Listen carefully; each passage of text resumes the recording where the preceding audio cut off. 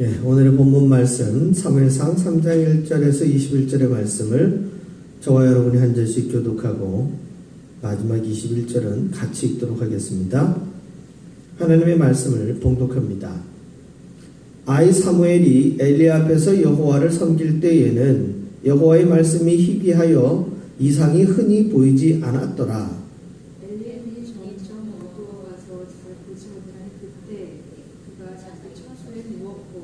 하나님의 등불은 아직 꺼지지 아니하였으며 사무엘은 하나님의 궤에 있는 여호와의 전 안에 누웠더니 여호와께서 사무엘을 부르시는지라 그가 대답하되 내가 여기 있나이다 하고 엘리에게로 달려가서 이르되 당신이 나를 부르셨기로 내가 여기 있나이다 하니 그가 이르되 나는 부르지 아니하였으니 다시 누우라 하는지라 그가 가서 누웠더니 여호와께서 다시 사무엘을 부르시는지라 사무엘이 일어나 엘리에게로 가서 이르되 당신이 나를 부르셨기로 내가 여기 있나이다 하니 그가 대답하되 내 아들아 내가 부르지 아니하였으니 다시 누우라 하니라.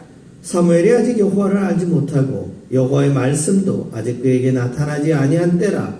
여호와께서 세 번째 사무엘을 부르시는지라 그가 일어나 엘리에게로 가서 이르되 당신이 나를 부르셨기로 내가 여기 있나이다 하니 엘리가 여호와께서 이 아이를 부르신 줄을 깨닫고 엘리가 사무엘에게 이르되 가서 누웠다가 그가 너를 부르시거든 네가 말하기를 여호와여 말씀하옵소서 주의 종이 듣겠나이다 하라 하니 이에 사무엘이 가서 자기 처소에 누우니라. 여호와께서 임하여 서서 전과 같이 사무엘아 사무엘아 부르시는지라 사무엘이 이르되 말씀하옵소서 주의 종이 듣겠나이다 하니 여호와께서 사무엘에게 이르시되 보라 내가 이스라엘 중에 한 일을 행하리니 그것을 듣는 자마다 두 귀가 울리리라. 내가 엘리의 집에 대하여 말할 것을 처음부터 끝까지 그날에 그에게 다하리라. 내가 그의 집을 영원토록 심판하겠다고 그에게 말한 것은 그가 하는 죄악 때문이니 이는 그가 자기의 아들들이 저주를 자청하되 금하지 아니하였음이니라. 그러므로 내가 엘리의 집에 대하여 맹세하기를 엘리 집의 죄악은 재물로나 예물로나 영원히 인정 받지 못하리라 하노라 하셨더라. 사무엘이 아침까지 누웠다가 여호와의 집의 문을 열었으나 그 이상을 엘리에게 알게 하기를 두려워하더니 엘리가 사무엘을 불러 이르되 내 아들 사무엘아 하니 그가 대답하되 내가 여기 있나이다 하니 그가 이르되 내게 무엇을 말씀하셨느냐 청하노니 내게 숨기지 말라. 내게 말씀하신 모든 것을 하나라도 숨기면 하나님이 내게 벌을 내리시고 또 내리시기를 원하노라 하는지라. 사무엘이 그것을 그에게 자세히 말하고 조금도 숨기지 아니하니 그가 이르되 이는 여호와의 신이 선하신 대로 하실 것이니라 하니라. 사무엘이 자라매 여호와께서 그와 함께 계셔서 그의 말이 하나도 땅에 떨어지지 않게 하시니 단에서부터 베르세바까지의 온 이스라엘이 사무엘은 여호와의 선지자로 세우심을 비운 줄을 알았더라. 같이 읽습니다. 여호와께서 실로에서 다시 나타나시되 여호와께서 실로에서 여호와의 말씀으로 사무엘에게 자기를 나타내시니라. 아멘. 오늘 사무엘상 3장 본문의 말씀을 가지고 말씀하옵소서 듣겠나이다 라는 제목으로 은혜를 함께 나눕니다. 이 사무엘상 3장은 이제 이스라엘 전체의 영적 지도자가 바뀌는 장면들을 보여주고 있습니다. 그 바뀌는 장면이 단순히 엘리에서 사무엘만 넘어가는 것이 아니라 지금 이스라엘의 신앙의 잘못된 이스라엘 신앙 전체가 하나님 앞에 패역함을 사실은 엘리와 엘리 제사장 아들이었던 홈리와 비나스의 행동을 통해서 적나라하게 보여주고 있습니다. 여러분들이 지금 보고 계신 사무엘상 이 성경책 앞에는 여러분들이 잘 아시는 여호수아와 사사기와 룻기 이 세 권의 책이 앞서 전개가 되고 있습니다. 여호수아가 믿음으로 여리고성을 무너뜨린 이후에 모든 이스라엘이 가나안 땅을 정복하는 내용들이 나오고 있는데요. 그 가나안 땅을 정복한 이후에 그들의 신앙이 올바른 방향으로 제대로 섰으면 좋았지만 사사기는 그렇지 않음을 우리에게 보여주고 있었죠.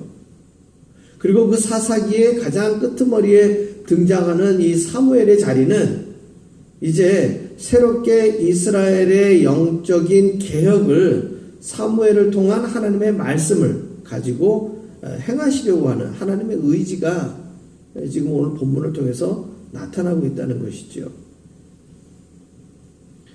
우리가 3장 2절을 보게 되면 엘리의 눈이 점점 어두워가서 잘 보지 못하는 그때에 라고 되어 있어요. 물리적으로 나이를 먹어 노안이 되고 또 시력이 어두워져서 보지 못하는 것도 있지만 사실상 엘리로 대별되는 이스라엘 백성들 전체가 눈이 있으되 보지 못하고 귀가 있으되 듣지 못하는 아주 단절된 이스라엘의 신앙의 모습을 지금 보여주고 있는 귀절이 되겠습니다. 즉 엘리 한 사람만 보지 못하는 것이 아니라 사실상 영적인 리더자에 보지 못하는 것을 대별해서 이스라엘 전체가 이러한 길에 이러한 상황에 처해져 있다는 것이죠. 그때에 이 사무엘이 자기 처소에 누워 있는데 하나님께서 사무엘을 부릅니다. 그게 바로 4절이죠. 여호와께서 사무엘을 부르시는지라 그가 대답하되 내가 여기 있나이다 하고 누구한테 갑니까? 엘리에게로 간 거예요. 왜냐하면 자기 그 여호와의 전이 있는 가까이에 있는 자기 숙소에서 잠을 자고 있었기 때문에 자기를 부르는 음성이 하나님이라고는 생각할 수 없었어요. 그것이 1절에 나와 있는 말씀이지요. 여호와의 말씀이 희귀하여 이상이 흔히 보이지 않던 그런 상황이었기 때문에 그래서 자기 이름을 부르는 사람이 당연히 엘리 어르신인 줄 알고 엘리에게 달려간 것이죠. 그러나 5절에 보게 되어지면 그가 이르되 나는 부르지 아니하였으니 다시 누우라 하는지라. 그래서 다시 사무엘에 가서 눕습니다. 그래서 이러한 일이 반복이 되죠. 6절에 반복되고 7절에 반복됩니다. 7절은 이 상황을 이렇게 설명하고 있지요. 사무엘이 아직 여호와를 알지 못하고 여호와의 말씀도 아직 그에게 나타나지 아니한 때라. 그러니까 직접적인 계시가 사무엘에게 아직 구체적으로 나타나지 아니한 때이기 때문에 말 그대로 이제 그 일이 시작되려고 하는 때이기 때문에 사무엘 본인은 이게 지금 엘리 제사장 어르신이 부르시는 것인지 하나님의 음성이신지 분간이 안 된다는 것이죠. 이게 굉장히 중요한 대목이긴 합니다. 우리 신앙생활을 하면서도 우리가 하나님 앞에 많은 기도 생활들을 하게 됩니다. 특히 또 기도 생활 가운데 보게 되어지면 많은 성도님들이 성령의 은사를 받는 가운데에 이게 이제 다양한 은사들이 있는데 눈에 뜨이는 너도 할 수 있고 나도 할 수 있는 그런 객관적 은사 중에 하나가 어떤 은사가 있느냐? 이 방언을 받는 은사가 있습니다. 방언은 말 그대로 하나님께서 우리에게 직접적인 어떤 기도의 말씀을 우리가 쓰고 있는 일반적 현대 언어가 아닌 좀 들어보면 독특한 언어이죠. 때로는 그게 말인지 음향인지 그렇게 생각이 들 정도의 그러한 말이 방언이 있습니다. 그런데 이 방언도 하나님이 주시는 은혜의 방언이 있는 반면에 영적인 이 계시이기 때문에 사람의 마음이 그것을 분간하지 못하면 사실 귀신도 방언을 줄 수 있다는 거예요. 이게 포괄적으로 얘기하면 말입니다. 우리 이 방언이라는 은사라기보다는 이 방언이라고 하는 이러한 어떤 행위는 기독교에만 있는 행위가 아니라는 거예요. 불교에도 있고 타종교에도 이러한 행위는 한다는 거예요. 따라서 우리가 영적인 분별력을 가지고 있어야 성령의 은사로 받는 방언의 은사를 우리가 행하고 누릴 수 있는 것이지, 그저 사람의 욕심으로 저 사람이 저렇게 하는데 나도 해야지 하는 이런 어떤 사람의 욕심으로 그러한 은사를 구하게 되어지면 언제든지 말 그대로 귀신은 귀신같이 알고 그러한 은사가 아니죠. 그때는 그러한 일들을 우리 사람들에게 행할 수 있다는 것이죠. 오늘 사무엘은 그의 순전한 신앙의 생활 가운데에서 이 여호와의 전을 늘 섬기는 가운데에서 하나님의 음성을 만나게 된 거예요. 자, 그랬을 때에 9절을 봅니다. 엘리가 사무엘에게 이르되 가서 누웠다가 그가 너를 부르시거든 네가 말하기를 여호와여 말씀하옵소서 주의 종이 듣겠나이다 하라 하니 이에 사무엘이 가서 자기 처소에 누우니라. 여호와께서 임하여 서서 전과 같이 사무엘아 사무엘아 부르시는지라. 사무엘이 이르되 말씀하옵소서 주의 종이 듣겠나이다 하니 여호와께서 사무엘에게 이르시되. 그래서 사무엘을 부르고 사무엘의 대답을 듣고 하나님은 그 사무엘에게 말씀을 전하시는 거예요. 이게 우리 사람들 사이에서는 너무나도 당연한 일 같지만 이 영적인 상황에서는 이건 굉장히 중요한 의미예요. 뭐냐? 하나님은 하나님의 계시를 당신의 어떤 능력과 권능으로 사람들 마음이나 사람들 뇌의 이상으로 강권적으로 밀어넣는 하나님이 아니시라는 거예요. 인격적인 하나님이시고 교감하시는 하나님이시고 대화하는 하나님이시고 사람과 함께 대화를 교류를 원하시는 하나님이셔요. 그래서 요한계시록 3장에도 뭐라고 기록되어 있습니까? 볼지어다 내가 문 밖에 서서 두드리노니. 하나님은 우리의 마음의 문을 막 밀고 들어오시지 않는다는 거예요. 두들기고 우리가 마음의 문을 열면 그 마음의 문을 열고 들어갔을 때에 그와 더불어 먹고 마시겠노라고 계시록에 기록하고 있죠. 마찬가지로 사무엘을 불러서 사무엘이 여호와의 존재를 깨닫고 응답하기 전까지는 계시의 말씀을 사무엘에게 직접적으로 주시지 않았다는 것이죠. 우리 역시도 마찬가지입니다. 저와 여러분의 신앙생활 가운데에 우리 목회자들에게는 이제 소명이라고 그러죠. 여호와의 부르심에 응답함으로 인하여 주의 길을 가게 되는 이런 개인적인 소명. 이러한 소명들은 목회자만 있는 것이 아니라 사실은 예수를 그리스도라 고백하는 모든 성도님들에게 동일하게 있는 거예요. 그 동일한 소명의 의식은 하나님 앞에 자신의 삶을 어떻게 살겠노라고 결심과 결단하는 것이기 때문에 어찌 보면 믿는 이들에게는 이 소명이 언제 필요해요? 사실은 날마다 필요한 소명일지도 몰라요. 왜냐하면 우리가 어제 결단하고 결심해도 밤사이에 우리의 마음이 바뀌는 경우가 많잖아요. 그렇기 때문에 우리는 주님 앞에 기도하며 날마다 우리의 소명과 우리의 결심을 어떻게 할 필요가 있느냐? 조정하고 다시금 리마인드. 이러한 시간들이 우리의 기도의 시간과 예배의 시간들을 통해서 필요하다는 것이죠. 자, 사무엘에게 돌아와 봅시다. 사무엘은 말씀하옵소서 듣겠나이다. 오늘 말씀의 제목이에요.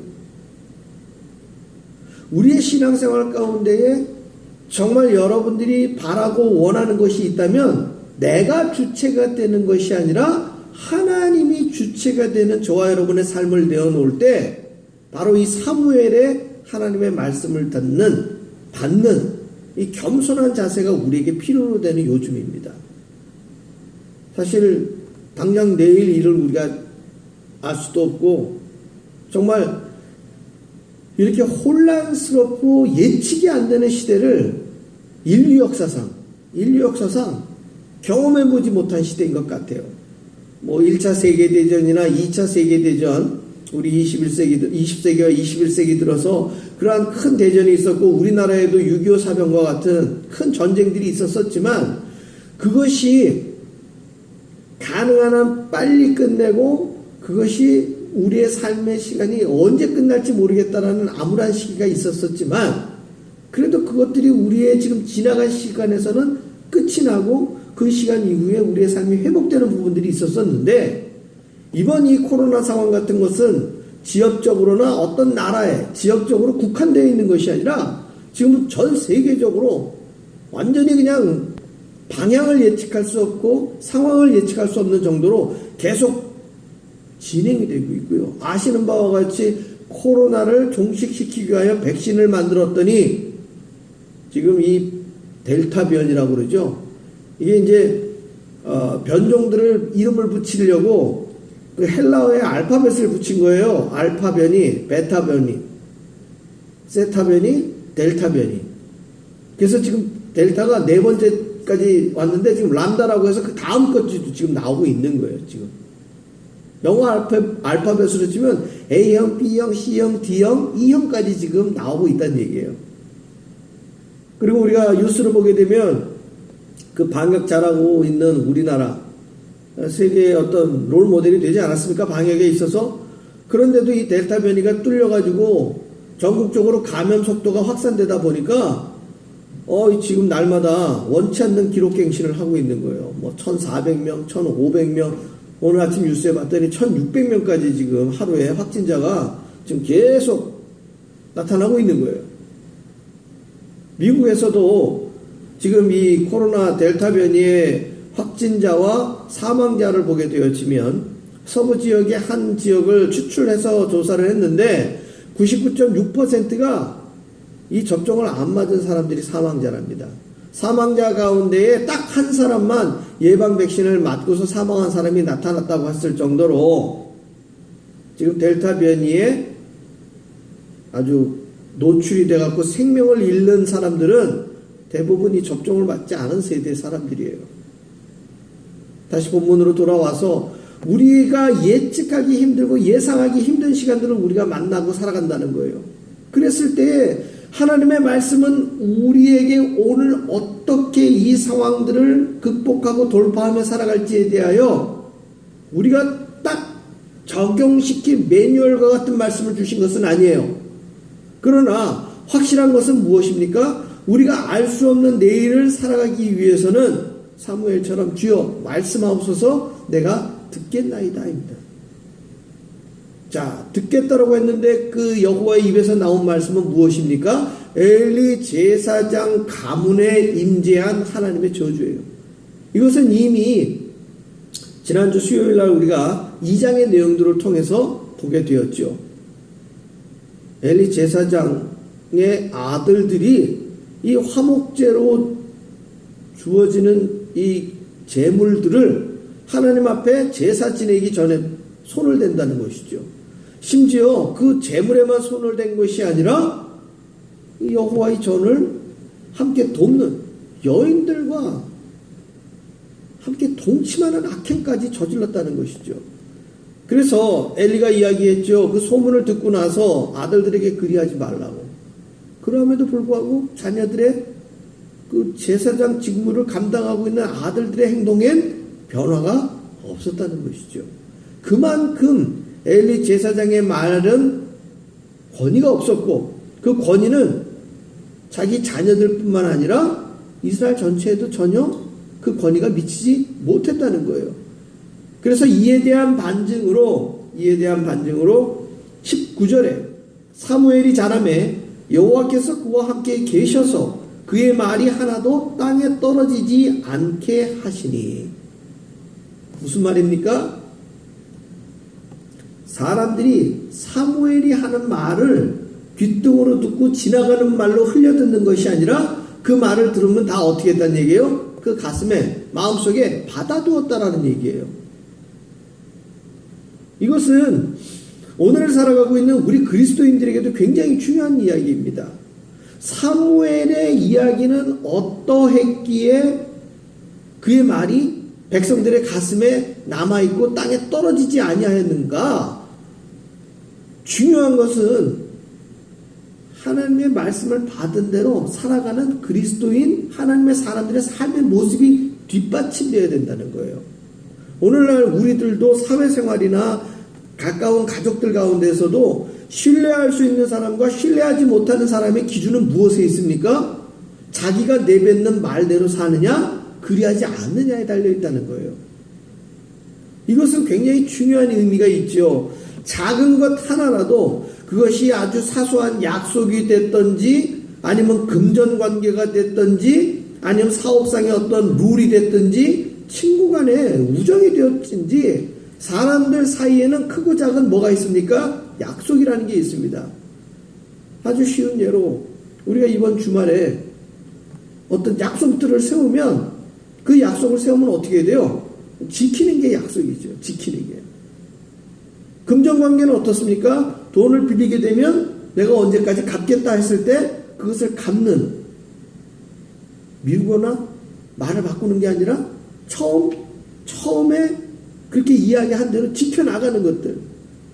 이것이 가깝게는 약속이고 조금 나아가면 계약이 되는 것이고 그것이 좀 더 커지면 어떻게 됩니까? 법이 되는 거예요. 오늘날 이 땅 가운데 가장 큰 법은 무엇이겠습니까? 이 하나님의 법이에요. 그렇다면 그 하나님의 법을 앞장서서 지켜야 되는 사람들은 누구예요? 하나님의 말씀을 배우고 익히고 전파하고 가르치는 우리 그리스도인들의 몫이에요. 따라서 사무엘은 그 일을 잘 진행시켰기 때문에 사무엘의 말이 땅에 떨어뜨려지지 않았던 것이고, 엘리는 그와 같지 않았기 때문에 하나님이 그의 가문을, 그의 가족을 멸절시키기로 작정하신 거예요. 엘리는 자기의 오랜 이 제사장 직무를 감당했던 경험으로 봐서 지금 하나님의 계시가 제사장 직무를 맡고 있는 자신에게서 누구에게로? 사무엘에게로 간다는 것을 알았어요. 그리고 그에게 임재한 말씀이 무엇인지를 엘리는 알고 싶었던 거예요.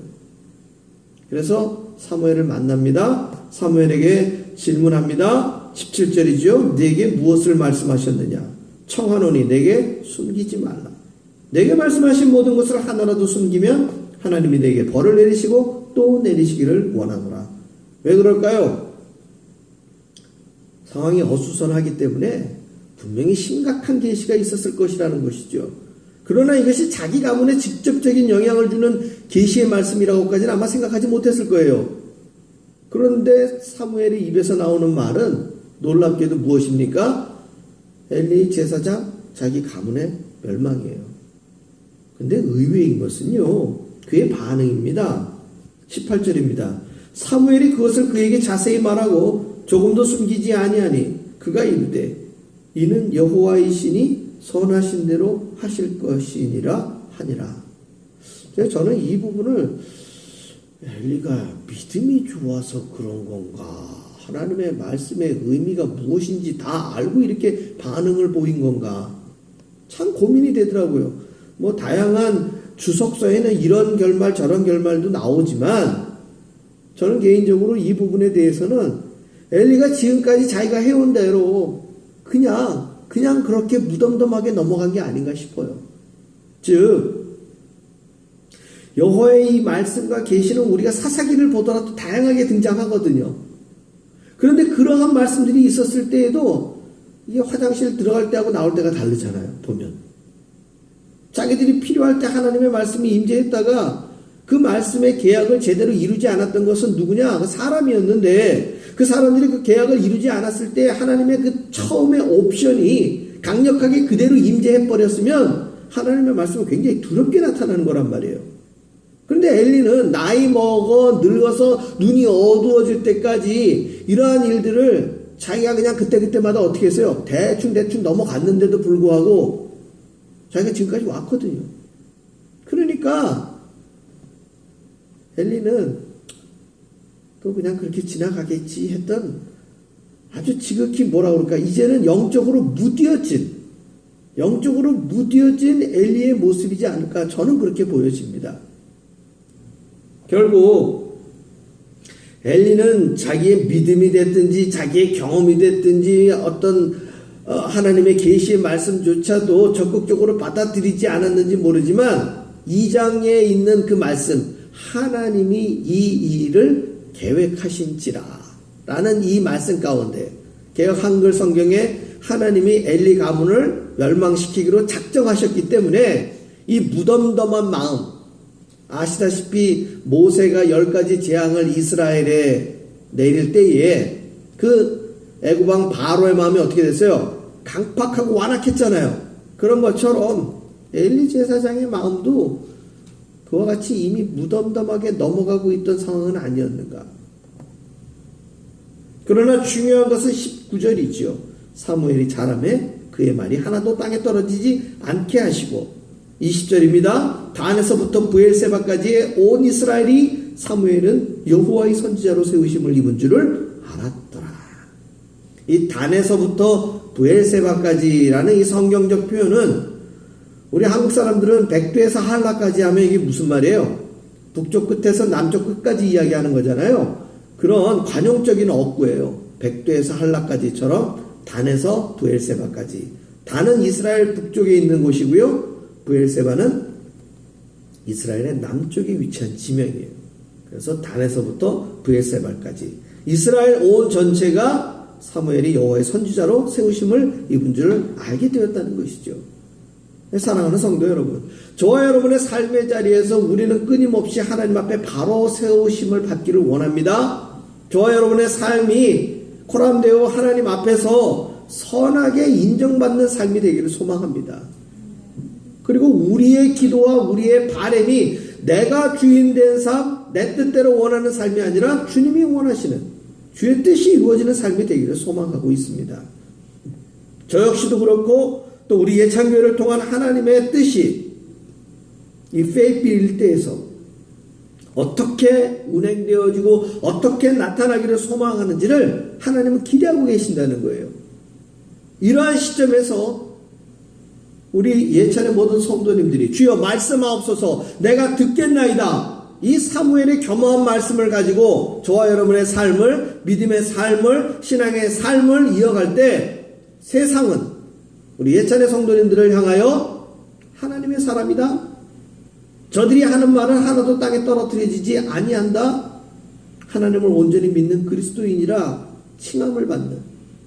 그리고 우리가 전하는 복음이 이 땅 페이피를 변화시키고 노스캐롤라이나를 변화시키고 땅 끝까지 복음을 전파할 수 있는 능력이 나타나는 우리 예찬의 모든 성도님들의 삶이 되시기를 주의 이름으로 축원합니다.